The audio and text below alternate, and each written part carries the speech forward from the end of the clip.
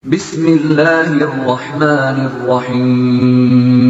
ولتكن منكم أمة يدعون إلى الخير ويأمرون بالمعروف وينهون عن المنكر وأولئك هم المفلحون. Alhamdulillah,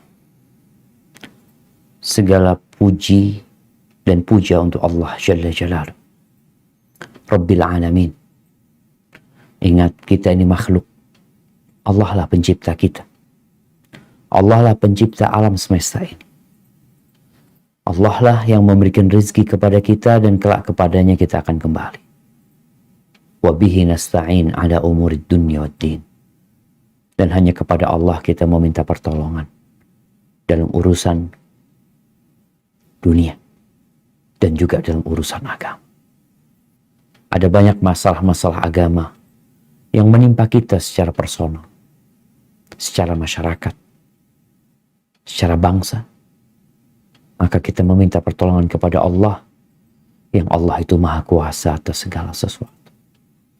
Wassalatu wassalamu ala sayyidil mursalin wa imamil muttaqin qaidil ghirril muhajjalin sayyidina wa maulana Muhammadin wa ala alihi wa ashabihi ajma'in. Ya Allah, semoga salat dan salam senantiasa Engkau curahkan untuk hamba kekasih-Mu, untuk baginda Nabi kita Muhammad alaihi salatu wassalam, untuk keluarga beliau, untuk istri-istri beliau, untuk putra-putri beliau, dan untuk seluruh sahabat Nabi. Semoga Allah meridhai kita bersama mereka. Amma ba'd. Ahibati fillah, hari ini tanggal 4 Sya'ban. Kok terburu-buru Ustaz kayaknya membahas tentang bulan Ramadan? Bukankah masih tersisa 25 hari lagi kita akan masuk ke bulan Ramadan? Ahibati fillah, tahun lalu kita puasa. Tahun sebelumnya kita juga puasa. Sebagian sudah 10 tahun melaksanakan puasa. Ada yang umurnya sudah 40 tahun. Ada pula yang umurnya sudah lebih dari itu. Ada mungkin yang sudah 50 tahun berpuasa. Dan insya Allah sebentar lagi kita juga akan masuk ke bulan Ramadan. Coba kita perhatikan tahun-tahun yang telah kita lewati, Ramadan yang kita lalui. Apakah dari tahun sebelumnya ke sesudahnya itu menjadi lebih baik? Optimal ibadah kita? Atau biasa-biasa aja? Atau bahkan perubahannya menurun? Yang dulu puasa, tahun kemarin bolong puasa. Yang sebelumnya hatam Al-Quran, tahun kemarin nggak hatam Al-Quran. Yang sebelumnya, Masya Allah, iktikaf, tahun ini nggak iktikaf. Bila kita menilik Ramadannya generasi terbaik umat ini, yang kita diperintahkan untuk menjadikan mereka percontohan, maka kita kalau ngelihat Ramadannya orang itu di masa sekarang itu, kalau nggak kuliner, ada sahur keliling, ada buka bersama, mungkin ada ngabuburit. Ada banyak kegiatan-kegiatan Ramadan yang sebenarnya tidak mendekatkan kepada Allah. Tidak sesuai dengan bulan Ramadan. Kalau kita lihat bagaimana para salafus soleh membaca Al-Quranul Karim. Bulan Ramadan, bulannya Al-Quran. Syahrul Ramadan alladzi unzila fihi Al-Quran. Bagaimana mereka membaca Al-Quranul Karim? Ada yang hatam 3 kali dalam sebulan. Ada yang hatam 7 kali dalam sebulan. Selama Ramadan ada yang hatam 10 kali. Tiap 3 malam dia hatam. Ada yang hatam tiap malam Al-Quranul Karim. Ada yang hatam sehari 2 kali. Seperti itu mereka. Kok bisa Ustaz ya? Salat malam mereka. Bagaimana mereka salat malam semalam suntuk sampai waktu sahur. Yang mereka baca dalam salatnya. Panjangnya ruku mereka, panjangnya sujud mereka, doa-doa yang mereka panjatkan. Sedangkan kita ngelihat ada di kampung kita yang sejak kita lahir sampai kita dewasa kayak gitu tuh sholat tarawih. Nggak ada peningkatan. Imamnya kayak diganti. Dari dulu imamnya 10 tahun yang lalu fulan. Wah, bacaannya kurang bagus. Wah, yang dibaca cuma surat-surat itu aja. Ini bulan Quran. Oke, dia imam rawatib ya. Sholat 5 waktu tafadhal. Tapi sholat ini mungkin perlu kita mendatangkan imam. Anda lihat sebagian masjid, Masya Allah. Dia di akhir-akhir ini, mereka peduli dengan bulan Ramadan. Imamnya itu didatangkan dari luar kota. Yang hafal Al-Quran. Yang suaranya indah. Suruh jadi imam. Sehingga makmumnya itu yang biasanya sholat merasa lama imam bacaannya, ketika imam ini yang datang, Masya Allah. 1 juz lewat. Gak terasa buat mereka. Ada perkembangan. Tapi terkadang di kampung kita, di tempat kita, tetap aja kayak gitu, San. Berapa tahun? 20 tahun. Imamnya ngebut. Nggak ada keinginan untuk lebih baik lagi dalam bacaannya. Sholat jamaahnya pun. Jamaahnya, kualitasnya pun tambah menurun. Ada jamaah-jamaah yang perlu dibiasakan.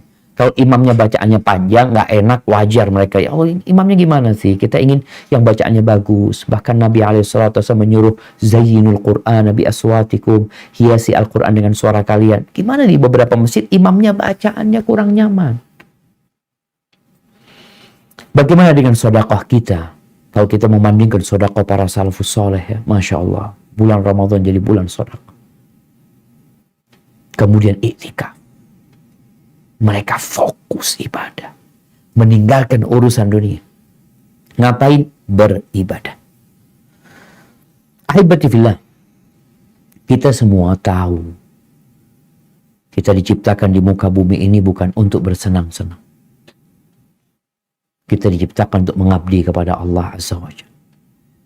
Ya, COVID-19 yang sudah setahun lebih, yang mungkin tahun lalu nggak ada iktikaf, tahun lalu sebagian masjid tutup, tapi tahun ini insya Allah kita mulai melihat terkendalinya penyebaran COVID-19, dan semoga diangkat sama Allah Azza wa Jalla. Karena tujuan kita diciptakan untuk beribadah, tapi bukan sembarang ibadah. Semua tahu kita disuruh ibadah. Allah mengatakan liyabluwakum ayyukum ahsan, untuk menguji siapa di antara kalian yang paling baik amalannya, yang paling indah ibadahnya. Bukan sekedar sholat, bukan sekedar puasa, bukan sekedar zakat, tapi bagaimana mencapai tingkatan yang paling maksimal. Oleh karena itu, kita perlu mengoptimalkan amalan Ramadan itu ya sejak sekarang ini. Jadi memang Allah memberikan kesempatan yang sama kepada kita semua. Alhamdulillah yang hidup ya. Kemarin bulan Rajab dan kita masuk sekarang bulan Sya'ban. Dan Allah menyediakan kira-kira 2 bulan nih. Ada Rajab, ada Sya'ban. Itu bulan untuk mempersiapkan diri menghadapi bulan Ramadan. Orang yang mendaki gunung yang tinggi. Kita ngelihatlah kawan-kawan kita yang suka mapala ya. Yang mereka suka mendaki gunung. Kira-kira mungkinkah mereka mencapai ke puncak gunung itu tanpa persiapan? Persiapan. Bekal mereka persiapkan. Peta perjalanan mereka juga persiapkan. Biaya kendaraan. Mungkin biaya untuk memberikan kepada pemandu mereka persiapkan. Dan persiapan mereka yang daki gunung beda-beda sehingga hasilnya juga berbeda. Para ulama ketika menyebutkan 2 bulan sebelum Ramadan. Kita bicara sekarang kira-kira sebulan sebelum Ramadan. Mereka sebenarnya berbincang tentang persiapan Ramadan ini sebelum Rajab. Di bulan Jumadal Akhirah, mereka sudah mempersiapkan diri untuk Ramadan. Sehingga kalau antum lihat kenapa mereka mampu untuk menghatamkan Al-Quran tiap 3 malam. Kok anak nggak mampu? Ya antum nggak persiapan. Maka kita masih punya kesempatan untuk mempersiapkan diri. 25 hari. Mereka mengatakan syahrul Rajab, syahrul taubah. Bulan Rajab itu bulan taubat. Wa Sya'ban syahrul mahabbah. Bulan cinta. Bulan Sya'ban itu. Di mana bulan diangkatnya amal. Wa Ramadan syahrul qurbah. Sudah taubat, berusaha mencintakan diri kita kepada Allah. Bulan Ramadan adalah bulan mendekatkan diri kepada Allah Azza wa Jalla. Ada lagi yang mengatakan Rajab syahrul ibadah. Rajab itu bulan untuk beribadah. Sya'ban syahrul zahadah. Sya'ban bulan untuk zuhud. Jangan mengejar dunia terus, puasa di bulan Sya'ban ini udah mulai puasa, na'am. Ramadan syahrul ziyadah. Ramadan bulan untuk menambah ibadah, menambah kezuhudan kita. Dhunnun al-Misri mengatakan Rajab litarkil afat. Rajab itu bulan untuk meninggalkan dosa-dosa. Karena kita tahu bulan Rajab ini bulan haram. Memang tidak ada amalan khusus yang ditekankan, dilakukan di bulan Rajab. Tapi di bulan itu kita meninggalkan dosa-dosa. Allah mengatakan fala tadlimu fihinna anfusakum. Kalian jangan menzalimi diri kalian di bulan-bulan haram itu. Salah satunya Rajab. Sya'ban listi'mali ta'at. Sya'ban ini bulan untuk memperbanyak ketaatan kepada Allah. Wa Ramadan lintidharil karamat. Ramadan kita nunggu karamahnya dari Allah. Orang kalau di Rajab meninggalkan dosa, di Sya'ban memperbanyak ketaatan, di Ramadan dia menunggu karamah. Faman lam yatrukil afat. Barang siapa yang tidak meninggalkan kesalahan-kesalahan, tidak meninggalkan penyakit-penyakit di bulan Rajab, walam yasta'mil ta'at, dan tidak memanfaatkan bulan Sya'ban untuk ketaatan, maka dia nggak perlu menunggu karamah. Dia termasuk orang-orang yang dilupakan. Beliau juga mengatakan Rajab syahrul zar. Rajab itu bulan untuk menanam. Sya'ban syahrul saqi. Sya'ban itu bulan untuk merawat, menyirami. Wa Ramadan syahrul hasad. Dan Ramadan itu bulan untuk panen. Wa kullun yahsud ma yasr. Ingat, semua akan menuai, akan memanen apa yang dia tanam. Wa yujza ma sana. Dan dia akan mendapatkan balasan atas apa yang dia kerjakan. Wa man dhayya'a zira'ah nadima yauma hasadi. Barang siapa yang menelantarkan masa penanaman itu, maka dia akan menyesal pada hari orang-orang sedang panen. Dan dia akan hidup dalam kesengsaraan. Alhamdulillah, kita ini sedang berada di arena perlombaan. Kita berada di medan pertandingan. Kalau Anda baca berita katanya Indonesia dikeluarkan dari pertandingan All England main bulu tangkis kalau nggak salah, marah-marah ya. Gimana kalau antum dikeluarkan dari pertandingan menuju ke surga Allah? Dari perlombaan ini antum dikeluarkan. Padahal terbuka, semua bisa ikut. Tapi antum mengeluarkan diri. Apa nggak seharusnya antum marah sama diri antum? Ketika manusia berlomba-lomba menuju kepada Allah, bukan untuk mendapatkan medali yang ada di dada, bukan untuk mendapatkan uang yang akan habis ditinggal, tapi untuk mendapatkan surga yang luasnya seluas langit dan bumi. Apa yang antum kerjakan? Persiapan antum gimana? Allah berfirman di surah Ali Imran ayat 133. Apa kata Allah?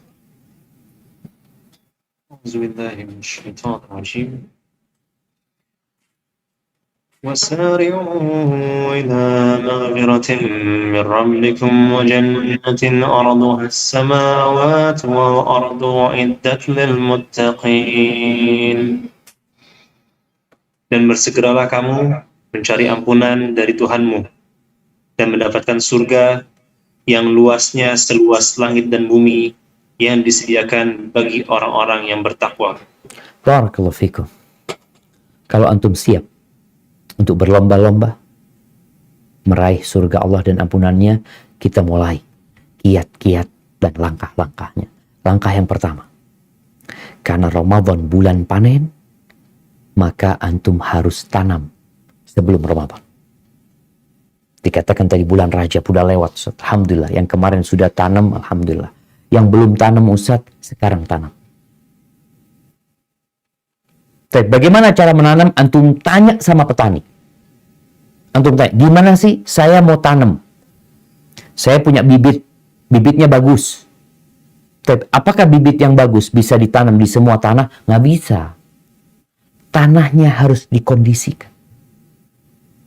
Makanya antum melihat petani itu sebelum menanam padi, apa yang mereka lakukan? Yang mereka lakukan membersihkan lahannya. Itu yang tanam padi.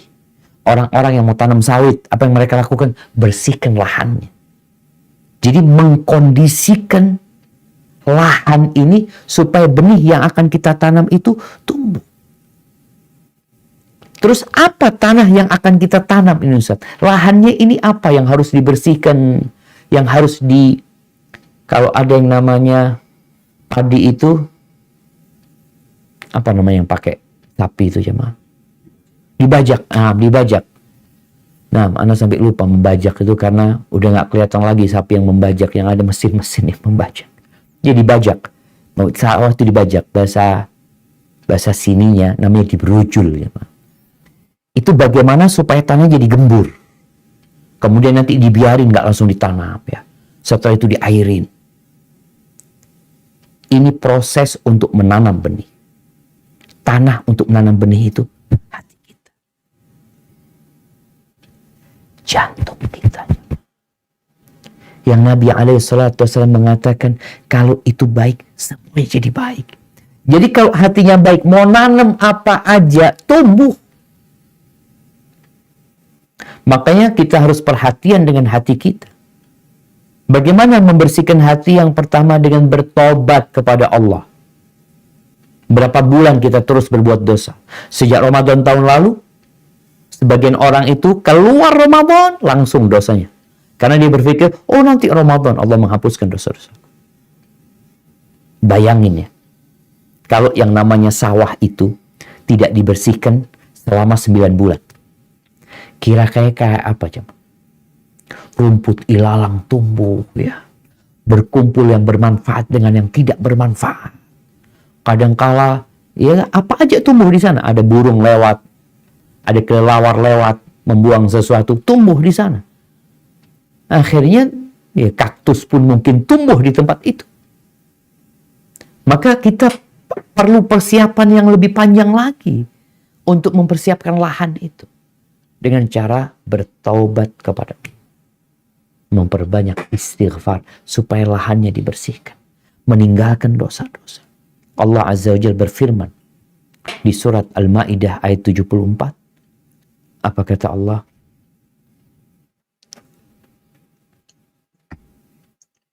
أفلا يتوبون إلى الله ويستغفرونه الله غفور رحيم. Mengapa mereka tidak bertaubat kepada Allah dan memohon ampunan kepadanya? Allah Maha Pengampun, Maha Penyayang. Barakallahu fikum. Ahibati fillah. Kalau antum masih menunda taubat sampai bulan Ramadan, maka yang ditakutkan tanah lahan untuk bercocok tanam ini sulit untuk ditanam di waktu yang cepat. Jangan menunda taubat. Hari ini, sekarang ini, bertobatlah kepada Allah Azza wa Jalla. Dan Allah itu cinta kepada orang yang taubat. Wa taubatu tajubbu ma qablah. Taubat itu menghapuskan yang sebelumnya. Jantung nih yang tumbuh dengan berbagai macam tanaman yang merusak ya, yang beracun, ketika engkau bertobat kepada Allah, bersih itu jantung. Dan Nabi SAW menggambarkan, innal abda idza aznaba dzam. Sesungguhnya seorang hamba tatkala dia berbuat dosa, maka akan ada noktah hitam di hati. Kalau dia bertobat, dia beristighfar, meninggalkan dosa tersebut, suqila qalbu, hatinya jadi bersih. Tapi kalau dia kembali berbuat dosa, kembali lagi tuh noktah hitam. Terus tambah sampai menutupin hatinya. Sehingga mau ditanamin apa? Tanahnya mau tanamin apa? Makanya kadang-kala orang itu dikatakan, aku punya lahan, bagus lahannya. Coba mungkin bisa ditanamin api. Datang ke sana, aduh ini butuh biaya besar ini. Butuh biaya besar ini. Tanahnya nggak layak. Banyak pohon-pohon yang mengganggu. Makanya kadang-kala orang nggak kepingin keluar duit banyak, dibakar tuh hutan. Mereka ingin mempersiapkan lahan dengan membakar itu hutan. Ada orang-orang yang seperti itu. Tapi nggak mungkin dengan hatimu. Kau mau membakar hatimu. Maka terangi hatimu dengan bertobat kepada Allah Azza wa Jalla. Baik. Setelah itu, ini masih proses penanaman. Bersihkan hati juga. Bukan cuma dari, ya kita meninggalkan dosa-dosa dengan bertobat. Ada satu penyakit hati yang merusak proses penanaman kebaikan. Yaitu riya. Yang lebih parah adalah kesyirikan. Wariya'u minasyirik. Dan riya itu termasuk dari kesyirikan. Kita semua tahu, syarat diterimanya amalan dua. Yang satu berurusan dengan hati kita, yang satu berurusan dengan raga kita. Yang berurusan dengan hati kita adalah niat. Innamal a'malu binniyat. Coba antum lihat. Selama berbulan-bulan ini, antum sholat, alhamdulillah. Antum sedekah, antum mungkin puasa sunnah, antum ngaji. Coba antum perhatikan. Apakah semuanya lillahi ta'ala atau tidak? Atau ternyata ada selain Allah dalam amalan. Nggak ada gunanya. Nggak ada gunanya beramal soleh kalau riya. Kata Allah Azza wa Jalla dalam sebuah hadis qudsi, "Man amila amalan asyraka fihi ma'i ghairi taraktuhu wa syirka." Barang siapa yang beramal suatu amalan lalu dia sisipkan selain aku di dalam niatnya dia itu, dalam amalan dia itu, maka aku tinggalkan dia dengan yang aku disekutukan dengannya. Allah tuh nggak butuh dengan sekutu. Maka bersihkan kita dari syirik besar dan syirik kecil. Setelah itu ada penyakit lain nih. Penyakit kedengkian. Ada dengki kepada saudara kita. Ada hasud. Ada iri. Gimana kita mau tanam kebaikan di tempat yang tanahnya itu makan tanaman? Antum taruh tanaman, besok mati tanaman. Apa itu? Kedengkian nih. Yang dapat memakan kebaikan-kebaikan sebagaimana api memakan kayu bakar. Di bulan Sya'ban ini, Rasulullah Sallallahu Alaihi Wasallam bersabda di dalam hadis yang diriwayatkan Ibnu Majah dan Ibnu Hibban dan disahihkan oleh Syekh Albani rahimahullahu taala, innallaha la yattali'u fi lailatin nisfi min Sya'ban. Sesungguhnya Allah Azza wa Jalla memandang kepada hamba-hambanya pada malam nisfu Sya'ban. Fayaghfiru li jami'i khalqih illa li musyrikin aw musyahid. Allah mengampuni semua ciptaannya kecuali dua jenis manusia. Yang pertama yang musyrik, yang melakukan kesyirikan. Musyrik besar, musyrik kecil. Allah tidak ngampuni. Au musyahid, atau orang yang menyimpan kedengkian sama saudara. Hati-hati dengan orang-orang yang tidak bertegur sapa dengan saudaranya sesama muslim, apalagi dengan sesama kerabat. Dalam hadis riwayat Imam Muslim, Rasulullah sallallahu alaihi wasallam mengatakan, "Tuftahu abwabul jannah yaumal itsnaini wa yaumal khamis." Pintu-pintu surga dibuka pada hari Senin dan Kamis. Fayughfaru likulli 'abdin la yusyriku billahi syai'a. Diampuni untuk setiap hamba yang tidak menyekutukan Allah dengan sesuatu apapun.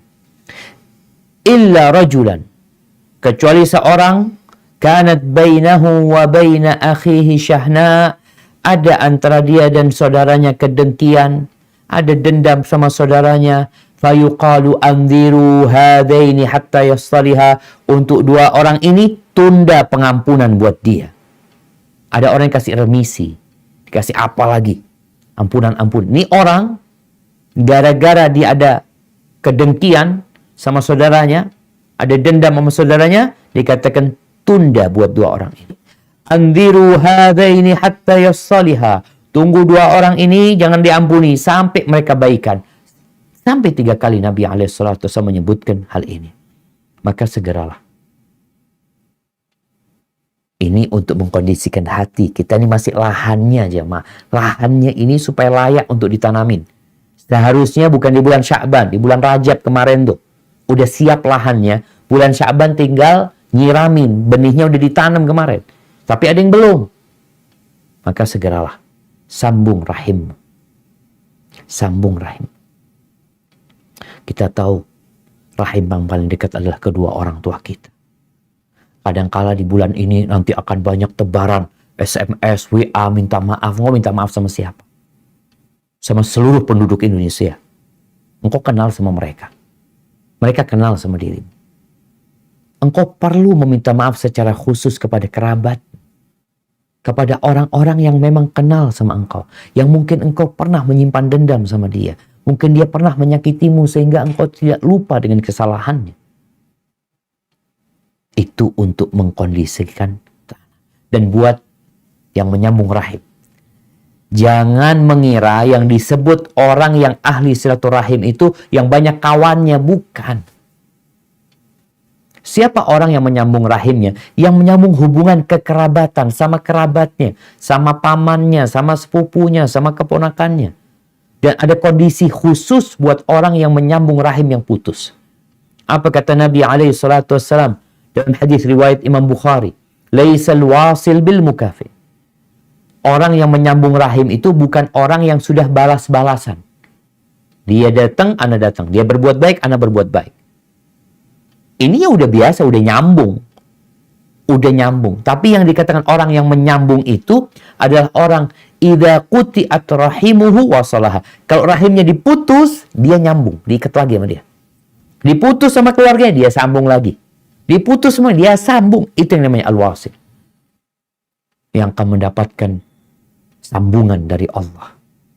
Allah mengancam, hai manusia yang memutuskan rahim.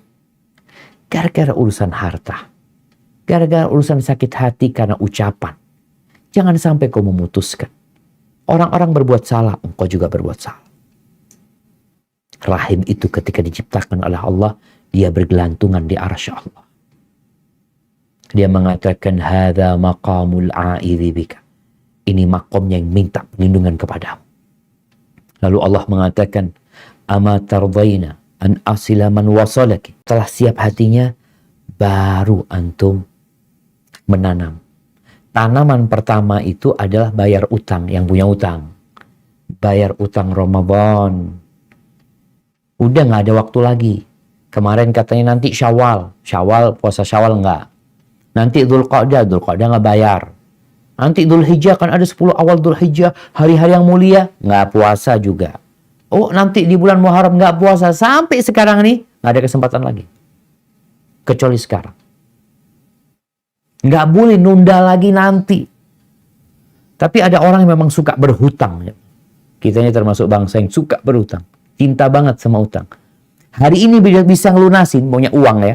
Anak punya uang, mamanya. Anda punya utang 10 juta. Alhamdulillah punya rezeki 12 juta. Utang ini memang boleh dibayar bulan depan. Sesuai dengan akad. Bayarnya kapan? Terserah Ustaz. Ramadan nggak apa-apa. Tapi engkau punya uang sekarang. Usahakan bayar sekarang. Begitu pula dengan puasa Ramadan. Khususnya mama yang punya utang. Aisyah radhiyallahu ta'ala mengatakan, kana yakunu alayya shaum min Ramadan. Aku pernah punya utang. Di utang Ramadan ya. Fama astati an aqdiya. Aku nggak bisa melunasinya. Illa fi Sya'ban. Kecuali di bulan Sya'ban. Lima kanati Rasulullah SAW. Karena Aisyah menghargai Nabi SAW. Ya. Kecuali di bulan Sya'ban. Baru bayar. Inilah istri. Karena kalau istri itu ya ada suami yang butuh sama pelayanan dia. Ini. Tapi kalau udah masuk Sya'ban nggak ada lagi. Harus bayar. Harus diganti itu puasanya. Baik, setelah mengganti puasanya, apa yang perlu ditanam lagi? Ini nanamnya udah lewat, tapi nggak apa-apa kita tanam di bulan Sya'ban ini, yang memang ini tetap menjadi bulan untuk menyiramin kebaikan-kebaikan yang sudah kita tanam di bulan Rajab, yaitu memperbanyak puasa sunnah. Yang nggak punya utang jangan tenang. Oh, alhamdulillah Ustaz, ana udah selesai. Nah, sekarang engkau tanam nih, engkau sirami puasa sunnah. Bagaimana ceritanya Usama bin Zaid, ceritanya Aisyah juga, melihat Nabi SAW itu nggak pernah terlihat puasa lebih banyak, puasa sunnah lebih banyak daripada di bulan Sya'ban. Seakan-akan wa kana yasumu Sya'ban kullah. Seakan-akan puasa Sya'ban full, padahal nggak pernah full beliau. Tapi seakan-akan dari banyaknya puasa sunnah di bulan Sya'ban, hampir full puasa beliau. Apa kata Usama bin Zaid? Dia menanyakan, ya Rasulullah, lam araka tasumu min syahrin minasyuhur ma tasumu min Sya'ban. Wahai Rasulullah, aku belum melihatmu berpuasa di bulan, di antara bulan-bulan itu seperti puasamu di bulan Sya'ban. Qala dzaka syahrun yaghfalun nasu an. Maka Nabi mengatakan itu bulan di mana manusia melalaikannya. Bulan Sya'ban. Bulan persiapan ini dilalaikan sama manusia. Baina Rajab wa Ramadan. Letaknya terjepit antara bulan Rajab dan bulan Ramadan. Wa huwa syahrun turfa'u fihi al-a'malu ila rabbil alamin. Itu bulan diangkatnya amalan menuju kepada Allah Rabbul Alamin. Fa uhibbu an yurfa'a amali wa ana sha'im. Dan aku ingin diangkat amalanku dalam kondisi puasa. Subhanallah. Rawahu Ahmad. Kenapa beliau ingin diangkat amalannya dalam kondisi berpuasa? Amalan itu diangkat jamaah, ada yang tiap hari, ada yang harian, sehari 2 kali. Waktu subuh dan waktu asar, di mana malaikat berganti. Ada shift di antara malaikat, iya. Ada yang tiap pekanan, Senin sama Kamis. Ada yang tiap tahunan, yaitu di bulan Sya'ban. Ada yang sepanjang umur sekali ketika kita mati. Nabi ingin ketika diangkat amalannya dalam kondisi hidup itu, ada pahala puasa. Dalam kondisi puasa. Ada banyak amalan kan? Tapi kenapa beliau memilih memperbanyak amalan puasa? Karena puasa ini satu-satunya ibadah yang pahala penentuannya cuma Allah yang tahu. Kullu amal ibni Adam lahu illa siyam. Kecuali puasa, itu milikku kata Allah. Aku yang kasih pahala. Maka usahakan kita di bulan Sya'ban ini tiap hari diangkat nih amalan kita. Diangkat. Terlihat ada puasa, hari ini puasa. Kalau bisa puasa Senin Kamis. Kalau bisa puasa Daud umpamanya. Kalau bisa puasa sehari, puasa 2 hari, berbuka, ahlan wa sahlan. Jadi bagaimana memperbanyak puasa Sya'ban? Karena bulan ini bulan diangkatnya amalan jamaah. Dan subhanallah, orang yang berpuasa di bulan Sya'ban, dia di bulan Ramadan, insya Allah nggak akan, apa bahasa Indonesia, kemaruk jamaah. Kemaruk ini serakah. Nggak akan serakah untuk makan berbuka atau ketika sahur. Nggak ada. Buktikan. Kenapa kita ngelihat di bulan Ramadan itu orang sibuk dengan makanan? Karena baru pertama selama setahun dia itu nggak makan dari pagi sampai petang. Baru pertama. Sehingga kebayang dia, ya Allah enaknya makan itu. Sehingga semuanya dimakan. Tapi kalau antum sudah persiapan puasa Sya'ban, dari nasihat ana, ya ini amalan Nabi SAW ya. Tapi banyak orang lalai. Usahakan di bulan Sya'ban kita punya puasa sunnah. Paling tidak antum puasa 3 hari. Pertengahan nanti. 13, 14, 15 boleh. Tapi paling tidak antum punya persiapan. Sehingga masuk Ramadan nggak kaget lagi. Antum melihat tuh orang biasa puasa sunnah. Kira-kira kalau berbuka apa deh? Apa seperti berbuka ketika Ramadan? Orang kalau puasa Ramadan itu mejanya penuh. Tapi kalau orang biasa puasa Senin Kamis, dia makan kurma, minum air ke masjid. Selesai. Kelas. Buat dia bukan sesuatu yang spesial makan itu. Biasa aja. Dan kita memang puasa itu ninggalin makan dan minum. Mengontrol syahwat kita. Bukan hanya di siang hari kita mengontrol, malam hari balas dendam. Ini karena orang-orang tidak punya persiapan. Jadi kaget dia. Makanya persiapkan. Engkau bersama keluargamu, anak-anakmu, sahur. Udah sahur nih. Sebelum Ramadan udah sahur. Jadi ada orang yang sama hidup baru sahur. Ya awal Ramadan tuh sahur. Sambil ngantuk-ngantuk. Dia anaknya dibangunin, tidur lagi, ini itu. Tapi kalau udah biasakan di bulan Sya'ban, insya Allah Ramadan optimal nantinya. Jadi Ramadan itu tinggal panen. Di sini nih kita nyiramin. Siramin lagi. Sampai pokok itu kokoh, Ramadan antum tinggal panen. Dan bicara pintu surga yang sering kita dengar, khotib itu sering menyampaikan tentang pintu surga yang namanya Ar-Rayyan. Pintu bagi orang-orang yang berpuasa. Itu bukan untuk yang puasa Ramadan. Itu untuk yang rajin puasa sunnah. Bukan puasa Ramadan. Kenapa? Kalau Ramadan kan semua umat Islam puasa. Apa bedanya ana sama antum? Apa bedanya masyarakat yang memang ini rukun Islam, mau nggak mau mereka wajib. Terus apa kekhususan mereka? Inilah yang akan menaikkan dia menjadi orang-orang khusus yang masuk lewat pintu Rayyan ketika dia memperbanyak puasa sunnah. Tapi yang kedua, tanamannya baca Quran. Karena kita tuh bulan Ramadan nih, Syahrul Quran. Dan Muslim itu hidupnya senantiasa ya berinteraksi dengan Quran.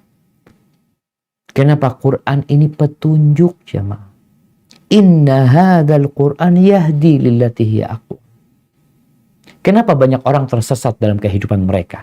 Tersesat dalam muamalah mereka, dalam kehidupan keluarga mereka, kerja di pasar tersesat, kerja di kantoran tersesat, kerja di pemerintahan tersesat. Tidak mengikuti Al-Quranul Karim. Petunjuknya ditinggal. Di bulan Sya'ban, usahakan.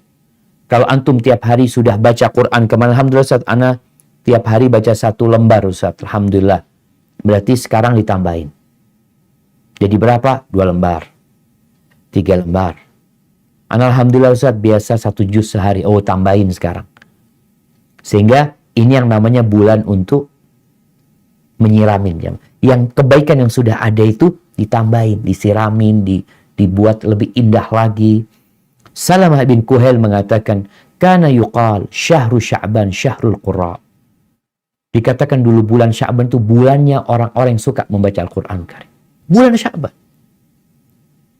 Bulan untuk menyiramin. Ramadan jangan ditanya lagi. Habib ibn Abi Thabit, idza dakhala Sya'ban qala hadza syahrul qurra. Mengatakan ini bulannya orang-orang yang rajin membaca Al-Quran Karim. Amr ibn Qais al-Mullai, salah seorang tabi'in, dia mengatakan idza dakhala Sya'ban, dikatakan dia itu kalau sudah masuk bulan Sya'ban, aghlaqa hanutahu, tokonya dia tutup. Bukan bulan Ramadan dia tutup, bulan Sya'ban sudah dia tutup. Kenapa? Dia ingin fokus membaca Al-Quran Karim. Ahibati fillah, kalau kita lihat apa sih isinya Quran, Ustaz? Kenapa kita belum tertarik baca Al-Quran? Apalagi mentadabburi. Ya, karena kita nggak ngerti. Kita nggak memahaminya. Padahal alhamdulillah terjemahan ada, tafsir ada. Abdullah bin Mas'ud radhiyallahu anhu mengatakan, idza aradtumul ilm, kalau kalian ingin ilmu, fanthurul Qur'an, maka bukalah Quran. Lembaran-lembarannya itu buka. Kalau ingin ilmu, fa inna fihi ilmal awwalin wal akhirin. Di sana itu ada ilmu orang-orang yang terdahulu dan ilmu orang-orang yang akan datang. Ilmunya Allah, sebagian ilmunya Allah, Al-Quran ini yang Allah turunkan dengan ilmunya. Kemudian ahibati fillah, Al-Hasan Al-Basri mengatakan, wallahi ma dawwana Al-Quran. Afwan, bukan ucapan Hasan Al-Basri. Ini ada ucapan Uthman bin Affan radhiyallahu anhu. Lau tahuratil qulub ma lam tashba' min qira'atil Qur'an. Lau tahurat qulubukum ma syabi'at min kalami rabbikum. Kalau hati kalian itu bersih, maka kita bicara bersihkan hati. Kalian nggak akan puas membaca Al-Quran. Nggak akan. Kenapa sekarang orang itu baca 1 lembar udah capek? 1 lembar. 2 ayat capek. 2 lembar capek. Kenapa Nabi SAW 1 rakaat 5 juz? Kenapa Imam Syafi'i rahimahullahu ta'ala sehari semalam 2 kali hatam Quran di bulan Ramadan? Masalahnya di mana? Masalahnya di wadahnya ini. Lahan untuk cocok tanamnya ini belum dibersihin. Ahibati fillah. Abdullah bin Mas'ud radhiyallahu ta'ala anhu juga mengatakan, inna hadhil qulub aw'iyah. Hati ini wadah. Wadah. Fashghiluha bil Qur'an. Fashghiluha bil Qur'an wala tushghiluha bi ghairi. Udahlah, penuhin dengan Quran. Sibukkan dengan Quran wadah ini. Isi dengan Quran, isi dengan Quran. Kita sekarang ini, Allahu Akbar, media sosial jamaah. Dia, kalau bisa semuanya sudah mengatur waktu. Ana buka handphone, ana ada urusan sama IG ana ada urusan sama medsos ana 1 jam sehari. Khalas. Bulan Sya'ban, iya bulan Sya'ban. Diatur udah. Ustaz kajian, kajian mungkin ada waktu tersendiri. Memang buat nuntut ilmu. Tapi sekedar membuka medsos kita. Ada orang yang na'udzubillah. Entah berjam-jam sampai baterai HP-nya itu habis gara-gara medsos yang kurang berguna. Baik, udah. Baca Quran. Yang ketiga apa? Memperbanyak sholat sunnah. Khususnya sholat malam. Yang selama ini sholatnya cuma 5 waktu. Karena nanti di Ramadan itu ada sholat tarawih. Gimana antum bisa panen tuh tarawihnya? Makanya kenapa kita melihat ada orang-orang yang cepat-cepat sholatnya. Karena dia nggak punya sholat malam. Baru pertama dia pikir sholat tarawih itu khusus bulan Ramadan. Sepanjang tahun kita diperintahkan untuk sholat malam. Dan Allah Azza wa Jal di surat As-Sajdah ayat 16 menceritakan penghuni surga itu ngapain aja di malam hari. Sepanjang tahun, bukan cuma Ramadan. Apa kata Allah? Bismillahirrahmanirrahim.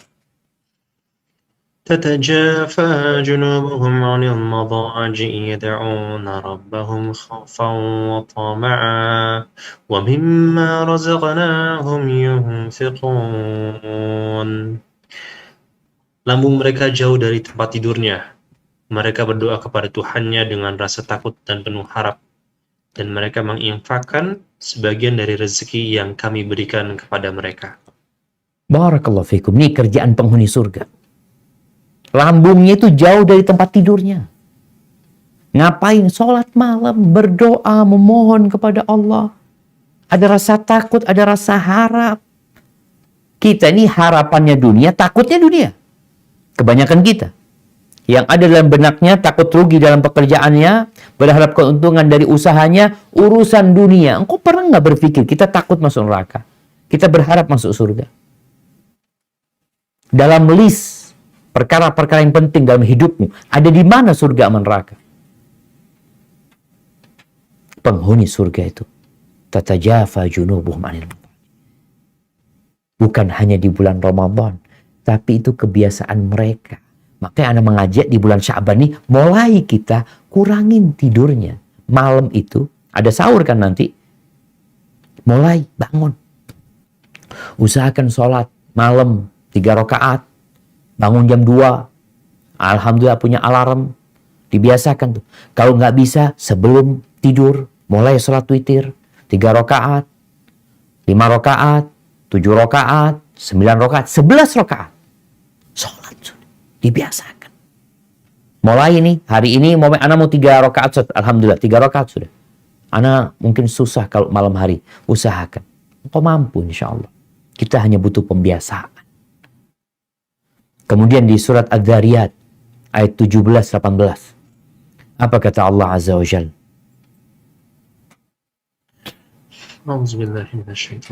Surat Adz-Dzariyat. Nah, apa? Kanu qalilan minal laili ma yahja'un wa bil ashari hum yastaghfirun. Mereka sedikit sekali tidur pada waktu malam dan pada akhir malam mereka memohon ampunan kepada Allah. Allahu Akbar. Sedikit tidurnya jemaah. Kita sedikit tidurnya ngapain? Allah sebutkan mereka sedikit tidurnya berdoa. Mereka sedikit tidurnya sholat. Mereka sedikit tidurnya ngapain? Beristighfar, mohon ampun sama Allah Subhanahu wa ta'ala. Maka kayaknya ini yang perlu kita tanam. Itu sholat malam, sholat sunnah duha. Jangan tinggalin sholat duha sudah. Usahakan. 2 rakaat, bisa 4 rakaat, alhamdulillah. Qobliyah, ba'diyah, itu jaga. Ini demi ketika masuk Ramadan, antum bisa berlari sekuat-kuatnya untuk panen pahala. Kenapa? Tubuh antum udah siap. Hatinya siap, udah dibersihkan. Mata kita udah siap dilatih. Raga kita udah siap juga untuk tidak tidur, kecuali sedikit. Maka diusahakan. Mulai malam ini, tidurnya lebih awal. Lebih awal lah tidurnya. Sholat di sepertiga malam akhir. Setelah tengah malam kita mau sholat tafadhol. Sebelum subuh mau istirahat lagi, istirahat. Tapi gunakan waktu untuk istighfar. Orang yang tidak biasa jamaah, maka mereka akan melakukan di bulan Ramadan bukan panen pahala mereka. Gimana nggak panen pahala? Mereka di bulan Ramadan di waktu sahur, waktu mustajabnya doa, nonton televisi. Biasanya ada acara sebelum sahur, itu acara apa? Acara ya sahur bersama lah, acara sinetron ini itu macam-macam. Padahal ini waktu mustajabnya berdoa, dikasih tontonan. Buat siapa itu? Buat orang yang tidak mempersiapkan diri. Tapi kalau antum persiapan, antum nggak peduli ada tontonan apa. Kenapa? Ini waktu mustajab. Sebelum Ramadan aja mustajab. Gimana dengan sekarang? Lebih mustajab lagi di bulan Ramadan tadi. Maka gunakan waktu itu. Tidur lebih awal, malam bangun, bukan untuk nonton televisi, bukan untuk nonton bola, tapi untuk mendekatkan diri kepada Allah Azza wa Jalla. Haibati fillah, Yahya bin Mu'ad mengatakan, dawaul qulub khamsa. Obatnya hati itu ada 5. Yang pertama, qiraatul Quran. Membaca Al-Quran. Udah dibersihkan hatinya, dikasih obat. Disiramin dengan membaca Al-Quran. Bitafakkur. Membaca Quran dengan bertafakkur. Wa khala'ul batan. Perutnya dikosongin. Jangan kenyang-kenyang terus hidupnya. Wa qiyamul lail. Dan bangun malam. Wa tadarru' inda sahar. Di waktu sahur itu bermunajat memohon kepada Allah. Yang kelima. Wa mujalasatus salihin. Kumpul sama orang-orang soleh. Maka antum lihat. Kumpulan antum siapa di bulan Sya'ban ini? Dengan siapa antum berkumpul? Kalau ternyata kumpulan antum tetap nggak berubah di bulan Ramadan, sama aja. Kawan-kawannya tetap bukan kawan-kawan yang mendekatkan diri kepada Allah. Tapi kalau kawan-kawan antum itu kawan-kawan yang suka membaca Al-Quranul Karim, suka bangun malam, alhamdulillah. Kemudian yang perlu diperbanyak juga di bulan Sya'ban adalah memperbanyak doa. Berdoa kepada Allah. Nggak semua orang bisa berdoa. Seharusnya semua orang bisa berdoa. Tapi ternyata banyak orang yang hanya bisa amin. Kalau ada yang mimpin doa, baru dia amin. Tapi dalam keseharian dia nggak pernah doa minta sama Allah. Maka persiapkan buku doa. Beli buku doa Nabi SAW. Baca doa-doa dari Al-Quran. Kapan? Dibaca di waktu-waktu luang antum. Khususnya di waktu-waktu mustajab. Antara azan dan qomat. Persiapan sekarang. Ramadan, Masya Allah, antum udah fasih berdoa. Fasih memohon kepada Allah. Karena di tengah-tengah ayat tentang puasa itu, Allah mengatakan, wa idza sa'alaka ibadi anni fa inni qarib ujibu da'watad da'i idza da'an falyastajibu li wal yu'minu bi la'allahum yarshudun. Apabila hamba-hambaku bertanya kepadamu tentang aku, maka sesungguhnya aku dekat, aku kabulkan doa orang-orang yang memohon kepada aku. Jadi Allah tuh tahu sama kebutuhan kita, tapi kita disuruh minta. Ada proposal yang diajukan. Mulai bulan Sya'ban. Sehingga bulan Ramadan antum udah fase berdoa. Kemudian memperbanyak zikir. zikir. Di bulan Sya'ban, ya, ini kan tadi bulan nyiramin kebaikan sudah di sini. Kita tahu orang yang berzikir kepada Allah dan orang yang tidak berzikir kepada Allah, permisalnya seperti apa? Seperti orang mati sama orang hidup. Orang yang nggak berzikir itu bangkai, walaupun bisa berjalan. Maka usahakan. Ada zikir yang paling minimal adalah zikir yang berkaitan dengan kegiatan-kegiatan kita. Masuk rumah, keluar rumah, naik kendaraan, masuk ke toilet, keluar dari toilet, habis sholat. Aduh, pas turun hujan, ada angin yang bertiup. Masuk masjid, keluar masjid, berangkat ke masjid. Ada doa-doa, zikir-zikir tadi dibaca. Dan usahakan kita punya zikir tambahan lah. Zikir pagi dan petang ya. Di situ ada la ilaha illallah wahdahu la syarikalah, lahul mulku wa lahul hamdu wa huwa ala kulli syai'in qadir. Dan usahakan juga antum punya iktikaf. Kapan? Di bulan Sya'ban. Kapan iktikafnya? Antara maghrib isya umpamanya. Nggak pulang sudah. Membiasakan diri di masjid. Karena ada orang yang nggak pernah ke masjid kecuali Jumatan. Sekarang usahakan antum. Sholat 5 waktu usahakan di masjid. Kalau bisa maghrib ke masjid, duduk sampai isya.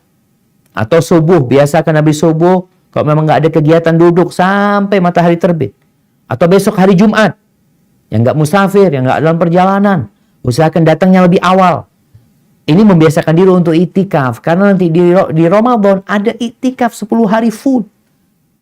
Kalau kita nggak punya persiapan, oh berat banget kita duduk di masjid. Ada orang yang 15 di masjid udah nggak bisa, nggak kuat. Tapi kalau dia membiasakan diri, insya Allah dia akan kuat. Maka usahakan. Zikir sambil itikaf, sambil baca Quran.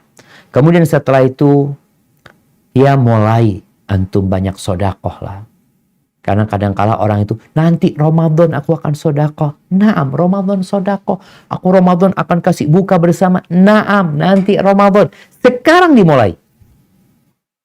Mulainya sekarang. Artinya niat antum untuk berbagi makanan di bulan Ramadan ada. Tapi mulainya dari sekarang karena butuh pembiasaan. Kita tahu hadis Nabi SAW. Man fattara sa'iman kana lahu mithlu ajri. Barang siapa yang memberikan buka untuk orang yang berpuasa, dia akan dapat pahala seperti orang itu. Tanpa mengurangi pahala orang yang berpuasa. Nah, ini kesempatan. Mungkin banyak orang puasa sunnah ya. Kita kirim makanan. Nggak harus puasa sunnah. Kita bisa bagi makanan ke fakir miskin. Ini juga dalam rangka agar kecintaan kita kepada dunia itu agak luntur aja. Orang kalau nggak pernah sodako, dia akan terus mengumpulkan harta. Sampai dia bingung, mau diapain? Berikan kepada fakir miskin. Bukankah Nabi SAW ajwadun nas, orang yang paling dermawan? Tapi kalau beliau masuk bulan Ramadan, beliau baca Al-Quran, tadarus sama Jibril, maka kedermawanan beliau seperti angin yang bertiup. Subhanallah. Dengan harta itu Nabi lepas tuh hartanya seperti angin. Maka usahakan kita punya mulai saat ini, mulai hari ini, besok Jumat. Bukan yang mau sedekah Jumat, tafadhol. Nggak harus hari Jumat, hari Sabtu pun, Ahad, kita punya kelebihan rezeki, perhatikan tetangga-tetangga kita yang miskin, mulai berbagi dengan mereka. Kemudian jamaah yang terakhir, kita punya masalah dengan lisan kita dan dengan yang di bawah perut kita. Perlu kita menjaga syahwat ini. Nanti di bulan Ramadan itu kan memang bulan menahan syahwat. Dimana kalau dikatakan puasa itu ngapain sih Ustaz? Puasa itu menahan diri dari makan dan minum, dari segala pembatal puasa, dan menahan syahwat kita. Allah Azza wa Jalla berfirman di surat Al-Baqarah ayat 183. Apa kata Allah?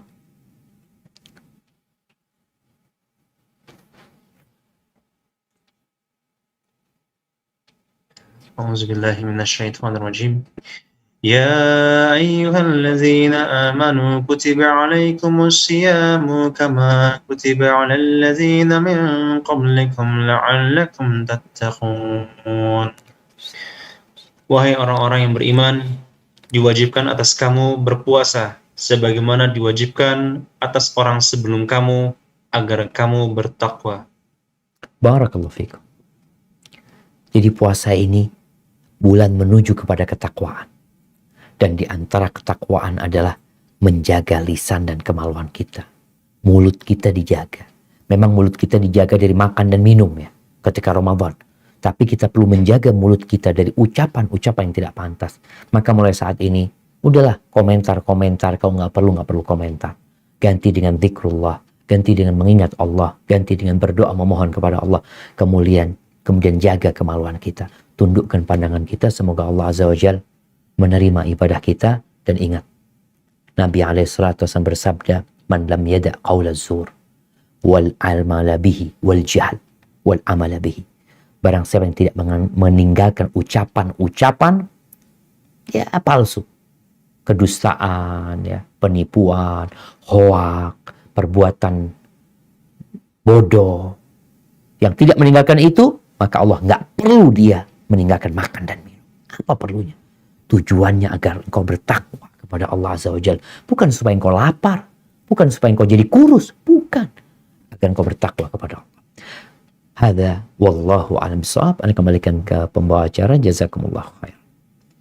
Masya Allah, jazakumullah khair Ustaz Syafiq. Masya Allah, alhamdulillah. Kepada seluruh peserta, alhamdulillah kita sudah saksikan tadi bersama materi dari Ustaz kita. Dan sekarang kita akan masuk ke sesi tanya jawab. Karena waktu kita sangat terbatas, jadi kami mohon maaf apabila ada pertanyaan yang tidak terjawab. Dan kami akan utamakan pertanyaan yang sesuai dengan tema, insya Allah. Baik. Ustaz, baik. Kita akan mulai dengan pertanyaan pertama, Ustaz. Pertanyaannya dari Ubu Aska. Assalamualaikum. Waalaikumsalam warahmatullahi wabarakatuh. Ustaz, ada masalah yang selalu terjadi di awal Ramadan di keluarga. Orang tua meminta agar di awal Ramadan ditemani untuk puasa bareng. Namun suami tidak mengizinkan karena suami juga ingin mengawali puasa Ramadan bersama anak istrinya.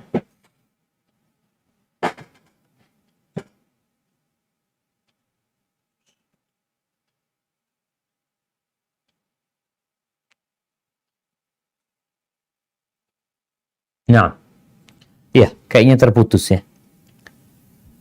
Jadi semoga tersambung kembali.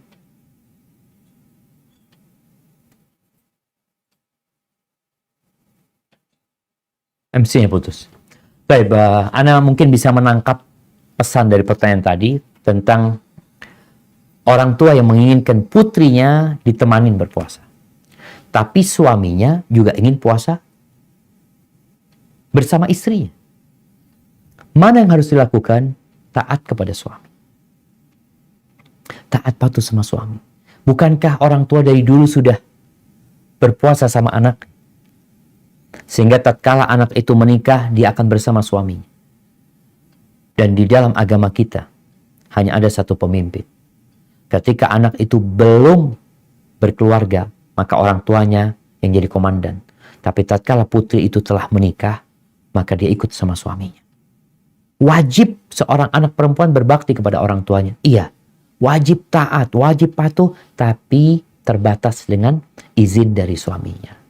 Maka dalam kondisi seperti ini, anti minta maaf kepada orang tua, mungkin digantikan dengan sesuatu yang lainnya ya. Kalau urusan berbuka, mungkin nggak bisa berbuka sama orang tua, tapi sekarang bisa buka bersama via Zoom. Mungkin orang tua juga ngelihat anaknya berbuka, apa sih yang dimakan di sana ya. Seperti itu, mungkin setelah berbuka, baru waktu tarawih ketemu sama orang tua, atau di sore harinya ketemu sama orang tua ya, untuk ya menyenangkan hati orang tua. Tapi tetap engkau lebih wajib taat kepada suamimu. Hadza wallahu a'lam bishawab. Nah. Baik Ustaz, izin Anda dengan Zaki, insya Allah dari MC Dery akan nyambung kembali. Jadi sementara Akhi Dery masih belum nyambung, dari Anda dulu Ustaz. Antum kok nggak kelihatan?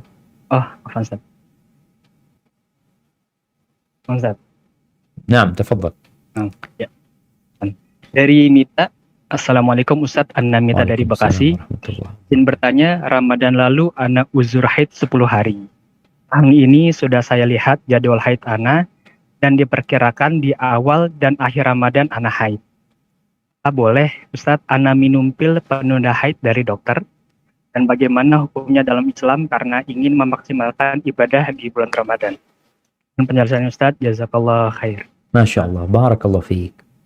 Naam jamaah, berkaitan dengan menggunakan pil haid pil apa?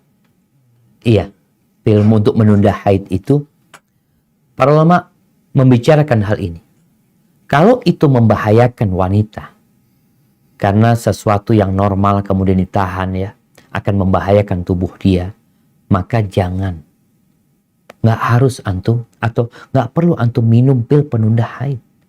Kalaupun dikatakan nanti sah nggak puasanya, sah, nggak ada masalah. Kalau engkau memang nggak datang bulan, berarti puasanya wajib gitu loh.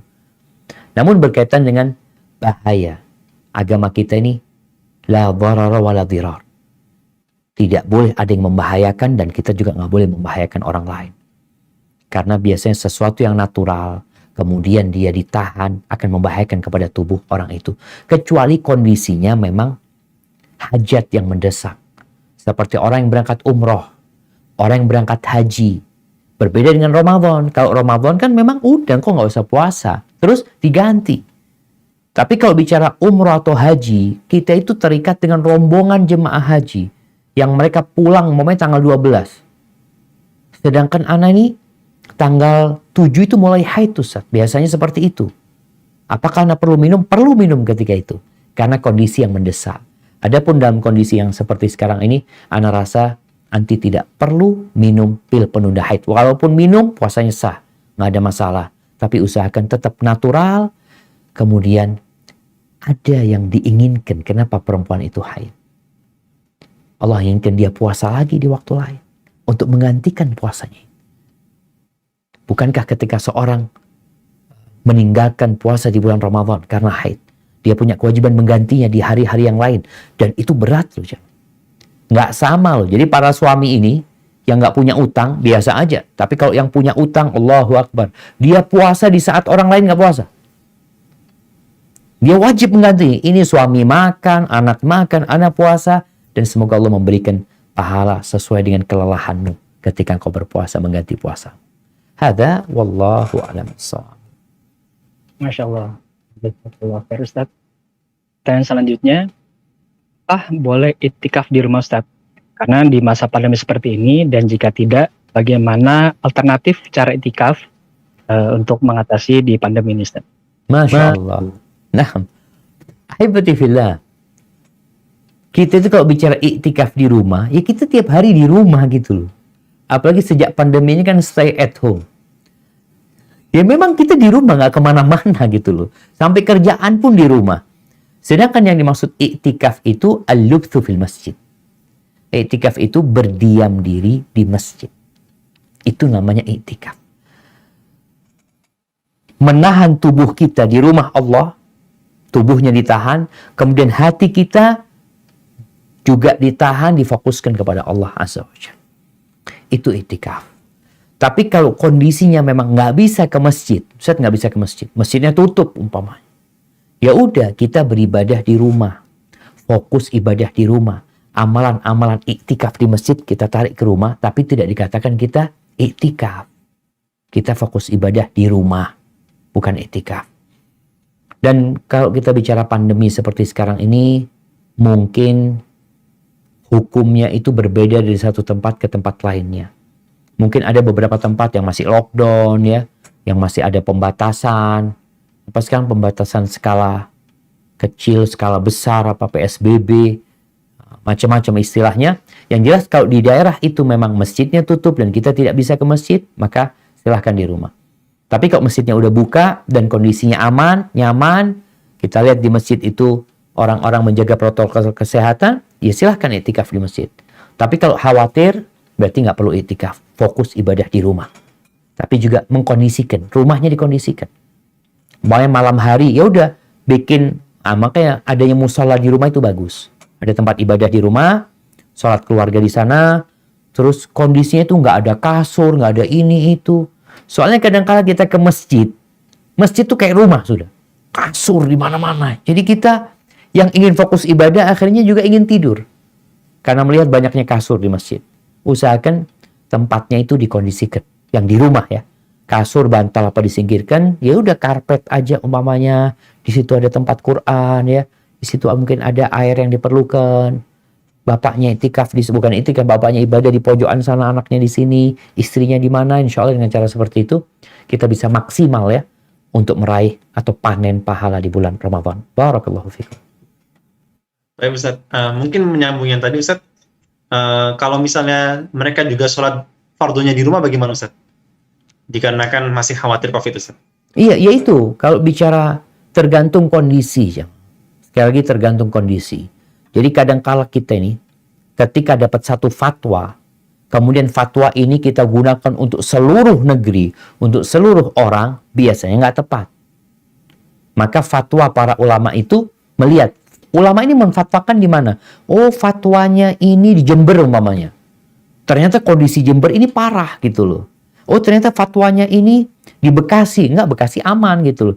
Jadi kadang-kadang kita menabrakkan fatwa itu, padahal yang sebenarnya kondisinya yang berbeda. Sehingga kalau masih sholat di rumah, umpamanya kalau memang daerahnya ya merah umpamanya. Tapi alhamdulillah sih jamaah, Anda lihat sekarang ini daerahnya sudah mulai menguning, bahkan sudah banyak yang hijau mungkin ya.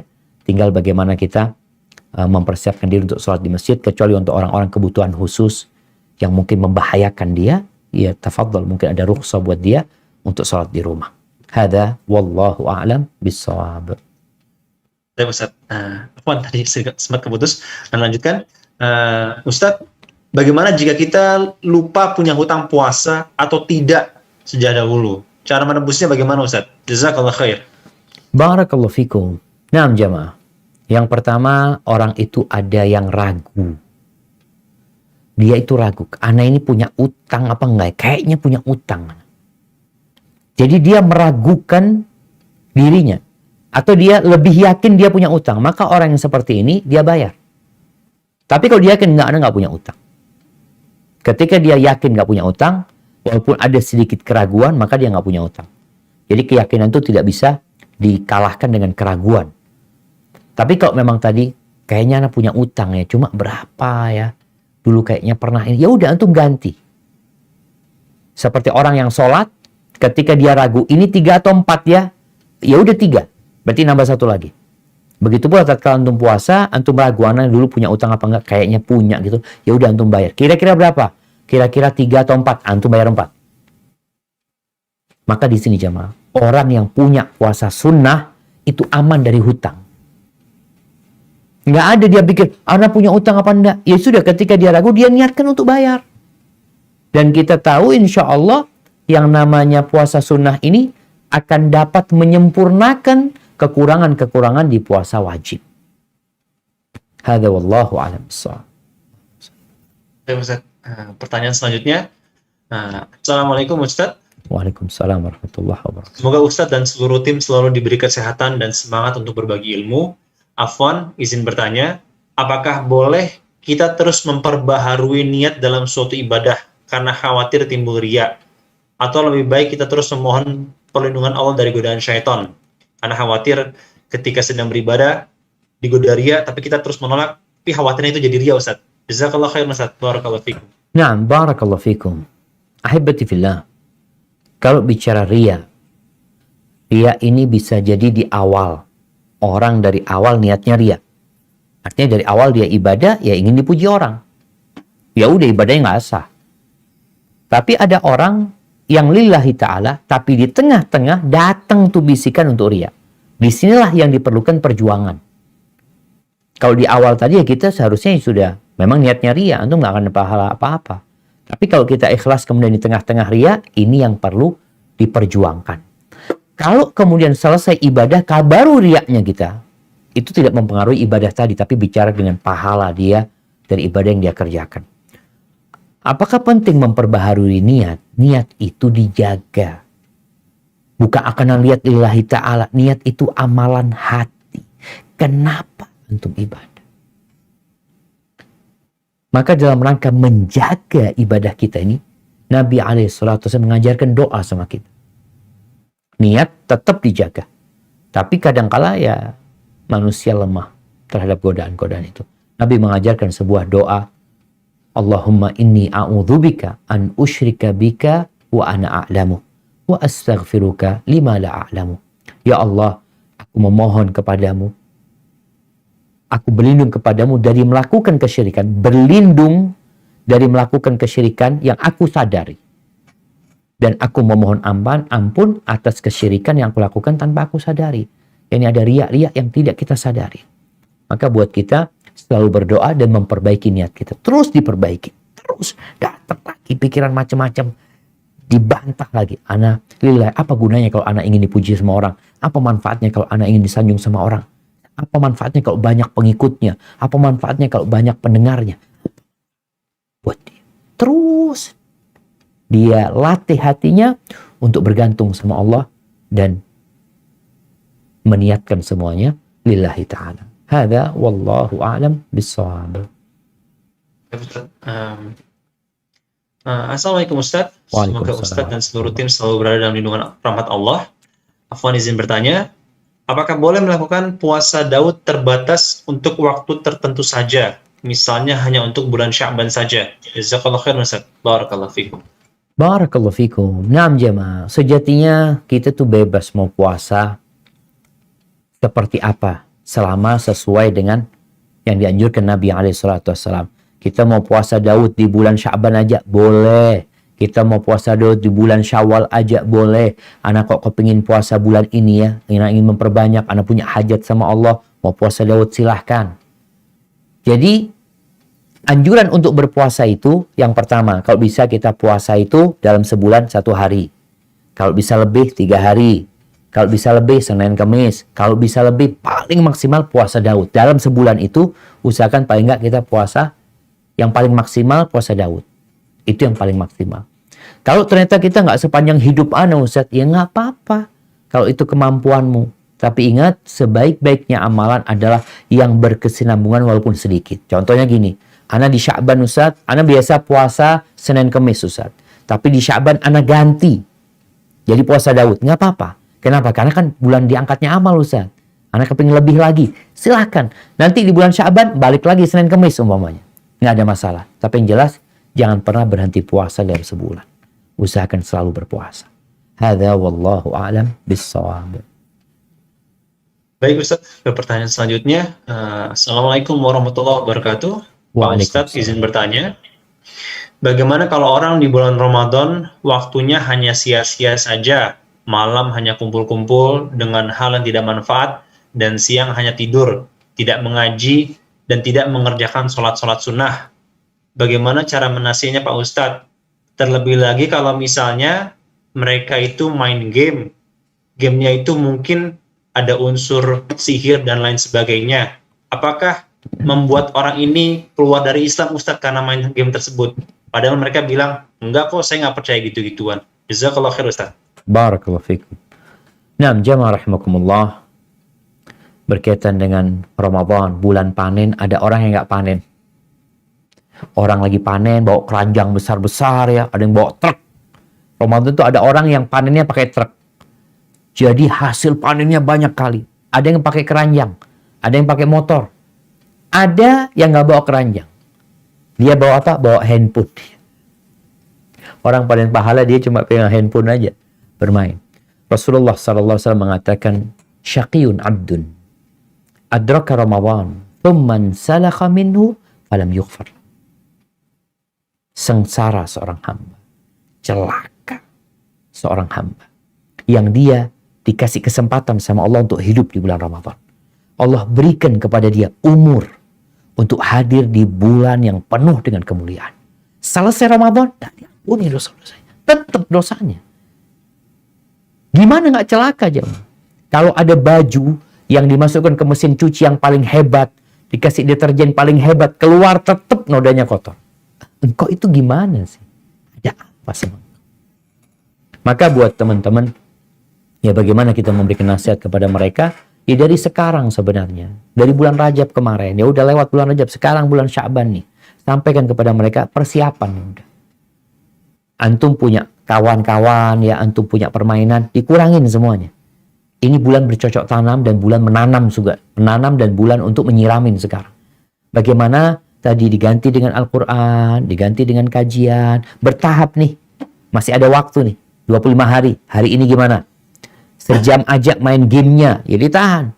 Terus sampai Ramadan kok bisa ditinggalkan. Kemudian bicara dengan game yang macam-macam itu, ya kita harus tahu. Game itu ada yang bermanfaat. Ana tidak katakan semua game itu nggak bermanfaat. Ada game-game pendidikan, ada game-game yang membuat orang itu semakin bertakwa kepada Allah, ada teka-teki yang harus dia jawab, pertanyaan tentang agama, tapi ada game-game yang kurang bermanfaat. Tadi mungkin ya game ada yang sihir, ada game yang ada perempuannya, ada macam-macam. Maka nasihatnya tinggalkan semua itu agar engkau bertakwa kepada Allah di bulan diturunkannya Al-Quran Karim. Hadza wallahu a'lam bishawab. Baik Ustaz, pertanyaan selanjutnya. Assalamualaikum warahmatullahi wabarakatuh. Ustaz, izin bertanya, bagaimana caranya membantah syubhat tentang puasa nisfu Sya'ban, di mana keluarga besar Ana masih banyak melaksanakannya? Karena keluarga besar Ana masih belum mengenal sunnah. Mohon penjelasannya Ustaz. Jazakallah khairan, barakallahu fiik. Nah, barakallahu fikum. Ahibati fillah, berkaitan dengan bulan Sya'ban, kita tahu keutamaannya. Dengan malam nisfu Sya'ban, ada banyak keutamaan-keutamaan dalam hadis-hadis yang tidak sahih. Tapi yang jelas, ada ulama mengusulkan hadis tadi, Allah mengampuni di malam nisfu Sya'ban semua hamba-hambanya kecuali yang musyrik dan menyimpan kedengkian serta dendam kepada saudaranya. Namun tidak ada amalan khusus. Ada yang mengatakan bulan malam nisfu Sya'ban itu malam penentuan takdir. Malam penentuan takdir itu Lailatul Qadar. Makanya kadang-kadang kita melihat orang sibuk dengan nisfu Sya'ban, Lailatul Qadar nggak ngapa-ngapain. Yang sunnah, yang Nabi mengagungkan nggak ngapa-ngapain, yang Nabi nggak ngapa-ngapain, sibuk ngapa-ngapain dia. Ini yang perlu difahamkan kepada umat.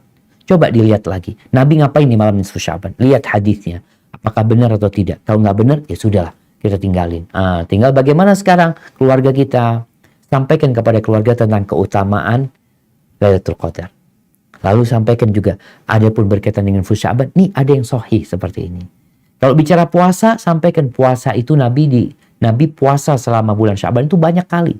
Dari tanggal 1, mau tanggal 15 puasa, katakan ada puasa tanggal 13, 14, 15, karena memang ini puasa tengah bulan. Bukan hanya di bulan Sya'ban, tapi di bulan Syawal, di bulan Dzulqa'dah, kemudian di bulan Dzulhijjah mungkin yang tanggal 15-nya, atau tanggal 14-15-nya, kemudian di bulan-bulan lainnya. Itu mungkin yang perlu ditanamkan kepada keluarga. Nggak ada masalah puasa nisfu Sya'ban. Tapi kalau bisa 13, 14, 15. Tinggal masalah keyakinan terhadap hadis yang dhaif, yang lemah, itu yang harus diluruskan.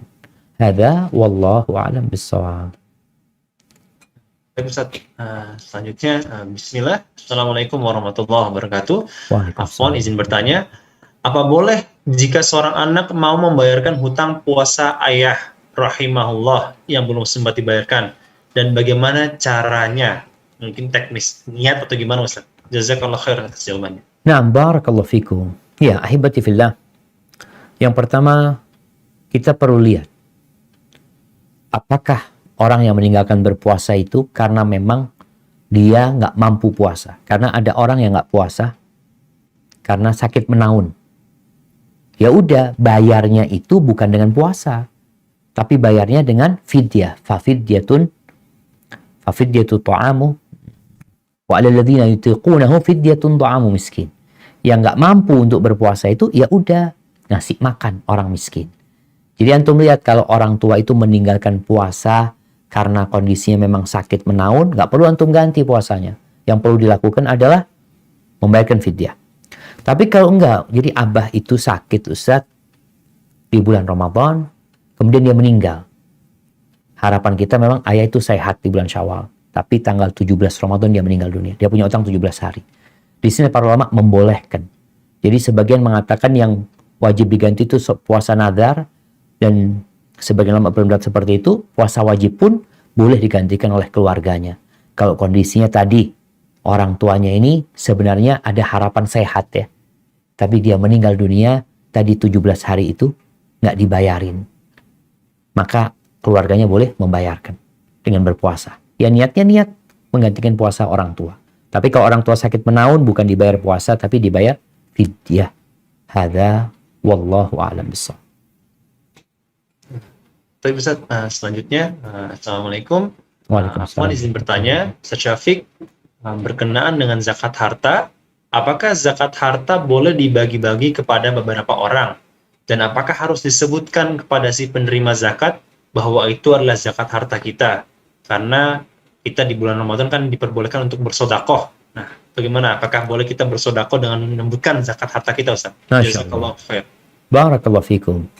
Ahibati fillah, berkaitan dengan zakat, ingat zakat ini rukun Islam. Kewajiban bagi seorang muslim yang punya nisab dan telah berputar 1 tahun dari harta dia tersebut. Kewajibannya itu tidak ikut Ramadan, tapi ikut berputarnya harta tersebut dalam setahun. Umpamanya, Ana punya uang 100 juta, tahun lalu, Ana alhamdulillah punya rezeki, dikasih orang duit 100 juta. Bulan Sya'ban. Maka mengeluarkan zakatnya setelah setahun bulan Sya'ban. Nggak boleh nunggu bulan Ramadan. Tapi tepat ketika sampai waktunya dia keluarkan. Adapun pertanyaan, apakah boleh kita menyebutkan zakat kita? Ingat, zakat ini dahulunya diambil oleh pemerintah. Jadi memang sebutkan, ini zakatku. Para sahabat datang mengatakan, iya Rasul zakatku. Sampaikan ini zakatnya dia. Maka biasanya Nabi SAW, kalau dapat zakatnya orang, ada orang diambil zakatnya atau dia ngantar zakatnya, Nabi mengatakan, Allahumma salli ala ali Abi Aufa. Ini keluarganya Abu Aufa yang ngirim zakatnya, Nabi mendoakan mereka. Jadi zakat ini perlu disebutkan ketika kita menyalurkannya, memang baik itu ke lembaga atau ke negara ya. Karena apa? Karena tempat menyalurkan zakat ini khusus. Ada 8 golongan. Karena kalau kita nggak nyebutin, takut dibangun-bangun masjid nantinya. Kita kirim duit nih ke satu lembaga, nggak ngomong nih. Sama lembaga dibikin untuk acara, umpamanya, ya acara makan-makan bersama, padahal mereka bukan orang-orang yang berhak menerima zakat. Jadi perlu disebutkan. Tapi kalau kita menyerahkan kepada orang yang kita tahu dia itu berhak, ya udah nggak usah sebutin. Kita tahu nih orang berhak menerima zakat, ya udah kasihkan. Kita mau nyebutin pun nggak masalah sebenarnya. Kemudian jamaah, berkaitan dengan zakat ini, ketahuilah ada perbedaan tempat menyalurkan. Kalau sedekah lebih umum lagi. Zakat yang kita berikan kepada orang-orang ini harus sesuai ketentuannya. 2,5%, kalau lebih itu jadi sedekah nantinya buat mereka. Kemudian apa pertanyaannya satu lagi? Kok lupa? Apa? Kalau misalnya, apakah kan lagi bulan Ramadan itu merupakan zakat, dan bolehnya kalau misalnya zakat kita dibagi ke beberapa orang? Iya, siap, itu tadi. Nah, apakah zakat itu boleh dibagi ke beberapa orang ya? Boleh, kalau bisa ke 8 golongan. Kasih, umpamanya kita punya uang 100 juta zakat kita, udah bagi-bagi. Kalau ternyata enggak Ustaz, nggak ada Ustaz. Yang ada di tempat anak cuma orang-orang fakir miskin Ustaz. Mujahid fisabilillah nggak ada, kata dia. Ya udah, duit itu boleh, zakat ini ingat boleh diberikan kepada satu orang untuk memenuhi kebutuhan dia setahun. Boleh. Wah, ini orang, karena ini kan zakat tahunan memang. Ini orang miskin Ustaz. Dia udah nggak bisa kerja, janda tua ini itu. Dia sebulan tuh butuh 1 juta. Udah kita kasih 12 juta buat dia. Boleh. Untuk kebutuhan dia setahun. Tinggal bagaimana supaya orang itu nggak boros, dititipin ke siapa, ini zakat buat fulan ya. Jadi berikan kepada fulan, itu haknya dia. Mungkin seperti itu. Jadi nggak ada masalah kita berikan ke beberapa orang atau ke satu orang zakat kita berikan. Hadza wallahu a'lam bissawab. Baik Ustaz, selanjutnya Assalamualaikum warahmatullahi wabarakatuh. Afwan Ustaz, izin bertanya, andaikan kita bayar hutang puasa wajib di saat Senin atau Kamis, apakah kita dapat pahala 2 kali Ustaz? Pahala puasa wajib dan pahala puasa sunnah. Syukran Ustaz. Barakallahu fikum. Nah, yang puasa mengqadha utangnya di hari Senin Kamis, dia dapat pahala apa? Dia dapat pahala puasa qadha. Tapi dia dapat keutamaan harinya. Hari Senin itu, engkau puasa, engkau nggak puasa, itu hari diangkatnya amalan. Jadi tetap kita dapat pahala hari Seninnya. Bukan dapat pahala puasa sunnah, tapi pahala diangkatnya amalan pada hari Senin dan diangkat amalan pada hari Kamis. Maka ini penting sekali kita ini belajar jamaah. Tatkala kita mau bayar itu, cari hari-hari mulia. Nggak apa-apa kita bayarnya di hari Senin Kamis. Sehingga kita mendapatkan kemuliaan harinya. Kalau puasanya puasa wajib tentunya. Dan kita tahu antara wajib dan sunnah ini lebih utama yang wajib. Sehingga kalau kita puasa Senin itu dengan puasa wajib, jadi amalan kita yang diangkat itu bukan puasa sunnah, tapi puasa wajibnya. Hadza wallahu a'lam bissawab. Baik Ustaz, selanjutnya pertanyaan berkaitan dengan taubat. Assalamualaikum Ustaz. Waalaikumsalam. Bagaimana kalau misalnya kita ingin bertaubat, namun saya pernah mendengar hadis bahwa malaikat itu akan mencatat taubat kita itu selama 6 jam setelah kita berbuat maksiat. Apakah hadis tersebut sahih atau tidak Ustaz? Dan kalau misalnya ternyata kita sedang berbuat maksiat, di detik itu juga kita istighfar, kita taubat, kita menangis, apakah taubat kita akan langsung diterima Ustaz? Barakallahu fikum. Nah, jamaah, yang anak ingat hadis tentang pencatatan amalan. Jadi ada malaikat rahmat, ada malaikat azab, ada malaikat yang mencatat kebaikan, ada malaikat yang mencatat keburukan. Dua malaikat ini, komandannya itu adalah malaikat yang pencatat kebaikan. Ketika orang itu melakukan dosa, malaikat pencatat kebaikan katakan tunggu dulu, mungkin dia tobat gitu loh. Tunggu dulu beberapa saat, dikatakan 7 saat ya. Beberapa saat dia disuruh menanti. Ketika sudah nggak tobat, ya udah dicatat kemudian. Jadi seperti itu yang mudah-mudahan Anda tidak salah ya. Itu berkaitan dengan malaikat yang mencatat kebaikan, mencatat keburukan. Jadi yang mencatat kebaikan itu menjadi komandan kepada pencatat keburukan. Sehingga kapan dia mencatat? Setelah memang ditunggu beberapa saat, ternyata dia nggak tobat, baru dicatat. Baik, kembali apakah ketika seorang bertobat, kemudian dia menangis, menyesal, langsung diampuni? Apabila syarat dan ketentuan terpenuhi, walaupun nggak nangis, Allah ampuni. Apa syarat dan ketentuannya? Yang pertama, menyesali. Nyesel melakukan itu. Yang kedua, meninggalkan perbuatan dosa itu. Yang ketiga, bertekad untuk tidak ngulangin. Maka insya Allah Allah terima tobatnya. Terus memperbanyak amal soleh ini. Untuk membersihkan hatinya, untuk menjaga amalnya. Kemudian ada syarat yang selanjutnya. Apabila berhubungan dengan hak manusia, ada kezaliman yang kita lakukan kepada orang lain, maka perlu meminta maaf kepada orang tersebut. Ya. Perlu minta dihalalkan agar tobat kita sempurna.